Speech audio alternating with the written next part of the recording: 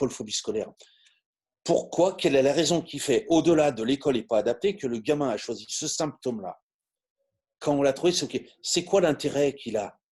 Il y a toujours une intention positive à un comportement. Mmh. C'est ce qu'on apprend en hypnose, enfin, entre autres en hypnose. Il y a toujours, c'est quoi l'intention positive? Tant qu'on ne l'a pas trouvée, on est planté. Alors après, parfois, on travaille, nous, dans l'urgence également de situation. Mmh. Où on va travailler, on va attaquer un peu le feu par la flamme. Mais moi, si je leur explique comment ils peuvent gérer une crise émotionnelle et qu'ils arrivent de leur enfant et qu'ils arrivent déjà à mieux la gérer, c'est déjà bien. Ah bah, de Et toute puis, façon, c'est moi, comme après, prendre du Doliprane, c'est comme quand, en naturo, dans mon secteur, autrefois, on était assez anti-médecine conventionnelle. Il ne faut pas prendre de Doliprane, pas prendre d'anti-inflammatoire et cetera. Et moi, j'ai toujours dit: «Non mais attendez, prenez le Doliprane, c'est en calmant la douleur et l'urgence du truc que vous serez disponible pour envisager les choses autrement».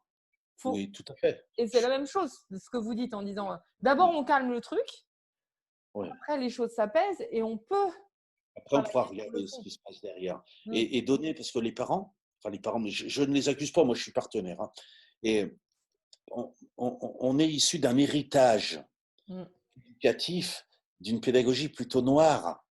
80% selon Famille d'Europe des familles tapent encore leurs gamins, quoi. 80%.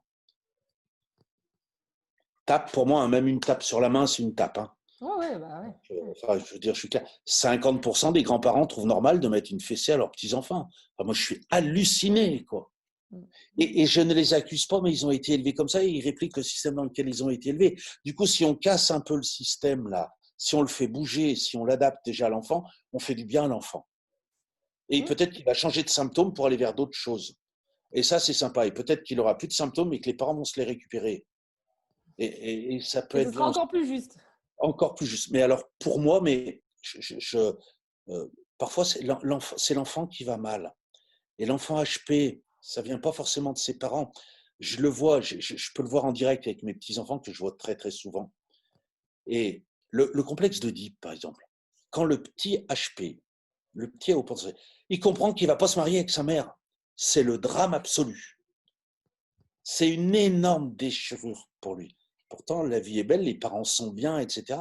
C'est une déchirure terrible. Mmh. Donc, il faut travailler un peu différemment. Enfin, ça nécessite d'autres accompagnements. Il y a un petit frère qui arrive ou une petite sœur qui arrive. Pour eux, c'est qu'est-ce que j'ai pas fait? Ouais. Comment ça? J'ai pas réussi à combler mes parents comme ça. Et ça fuse dans sa tête. Et en plus, ce petit, il n'a pas les moyens physiologiques de gérer ses angoisses. Parce que son cerveau, il sera mature qu'à 25 ans. Du coup, lui-même est générateur aussi Mmh. de problématiques propres à lui-même et qui ne sont pas systématiquement celles des parents. Moi, de l'histoire, juste, je finis juste là, c'est la faute des mères.